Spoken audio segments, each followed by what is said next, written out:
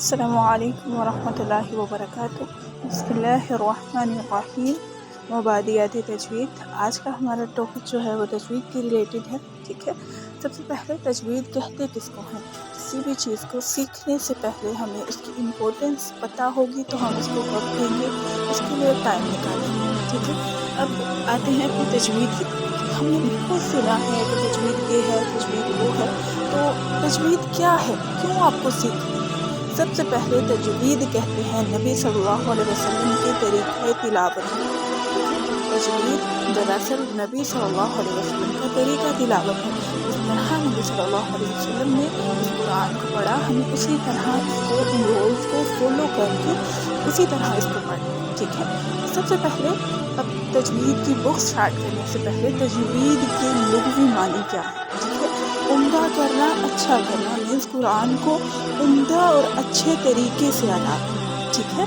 اور تجوید کے اصطلاحی معنی ہیں قرآنی حروف کو ان کے مخارج، مینس جہاں سے حروف ادا ہوتے ہیں، اور جمعی صفات کے ساتھ ادا کرنا۔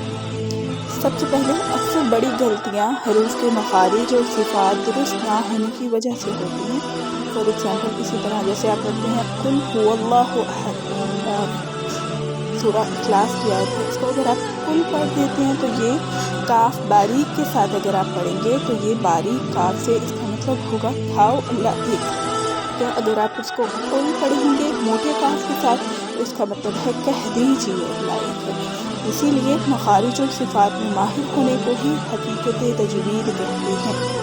اور لہجہ خوش آوازی سے پڑھنا ایک محبوب انداز تلاوت ہے، لیکن گا کر پڑھنے سے قرآن کا تقدس مجروح ہو جائز ہے، ٹھیک ہے۔ اب آتے ہیں موضوع حروف تہجی، یعنی ایک سے لے کر یا تک کے 29 حروف، اور ان حروف کو حروف ہجا اور حروف مفردات بھی کہتے ہیں۔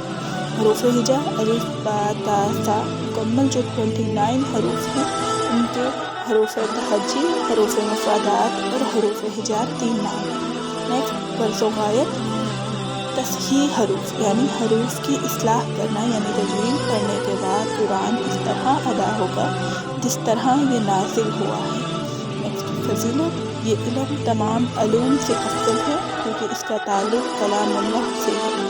تو کب اس کے بارے میں کیا ہے کہ تجوید کے تفصیلی قواعد سیکھنا فرض کفایہ ہے اور قواعد کے مطابق پڑھنا فرض عین ہے، یعنی ہر شخص پر واجب ہے کہ وہ قرآن کے قواعد سیکھے، کیونکہ تلاوت قرآن ایک عبادت ہے اور ہر عبادت کی مخصوص کیفیات توفیقی ہوتی ہیں جن کو بجا لانے سے ہی عبادت قبول ہوتی ہے۔ جس طرح نماز ایک عبادت ہے، نماز کو آپ قرآن کی طرح تو نہیں پڑھ سکتے کہ نماز کے کچھ اور رولز ہیں ان کو فالو کر کے اسی طریقے پہ آپ نے پڑھنی ہے، اسی طرح قرآن پڑھنے کے لیے ہے۔ یہ نہیں ہے کہ ہم ڈیلی جو ہے 3 سپارے 4 سپارے ختم کرتے ہیں، تو یہ مقصد نہیں ہونا چاہیے، بلکہ قرآن کو سمجھ کے قواعد کے مطابق پڑھا جائے، یہ بہتر ہے۔ نیکسٹ ارکان تجوید۔ تجوید کے 4 ارکان ہیں۔ سب سے پہلے مخارج، حروف کی پہچان، حروف کے مخرج لگتے ہیں نکلنے کی جگہ کو، حروف کہاں سے ادا ہو رہا ہے۔ اگر آپ کو مخرج پتہ ہوں گے تبھی آپ قاف اور کاف دونوں میں فرق رکھ سکیں گے، کیونکہ شیپ تو ایک ہی ہے دونوں کی۔ صفات، حروف کی پہچان، حروف کون سا حرف موٹا ہوگا، کس میں آواز بند ہوگی، کہاں پہ آواز کو اٹھانا ہے، یہ سارا آپ صفات سے ہی سیکھ پائیں گے۔ تیسرا ارکان ہے تجوید کے تمام قواعد کی پہچان، اور چوتھا ہے زبان کو حروف کی صحیح ادائیگی کا عادی بنانا۔ علم بھی ضروری، عمل بھی ضروری ہے۔ 3 پوائنٹ جو ہیں وہ علم کے دیے گئے اور چوتھا عمل کا دیا گیا کہ زبان آپ کی حروف کی صحیح ادائیگی کا عادی ہو۔ یہ نہیں ہے کہ جب تک کورس کر رہے ہیں تب تک ٹھیک، جب تک چھوڑ دیا تب چھوڑ دیا۔ نیچے ایک نوٹ دیا گیا کہ ادائیگی میں مکمل مہارت کسی تجربہ کار استاد سے روبرو سیکھنے کے بغیر بنتی ہے۔ آپ دوسرے پوائنٹ کو بھی دیکھ سکتے ہیں کہ زبان کو حروف کی صحیح ادائیگی کا عادی بنانا، جب تک آپ کسی استاد کو سیکھیں گے نہیں، یہ نہیں ہوگا کہ جب تک استاد آپ کو پڑھا رہا ہے تب تک آپ صحیح پڑھیں اور صحیح ادائیگی کریں، اور جب چھوڑ دیں تو اس کے بعد قرآن ویسے پڑھیں جیسے بچے پڑھ رہے ہیں، اس کی عادت اپنانا، ٹھیک ہے۔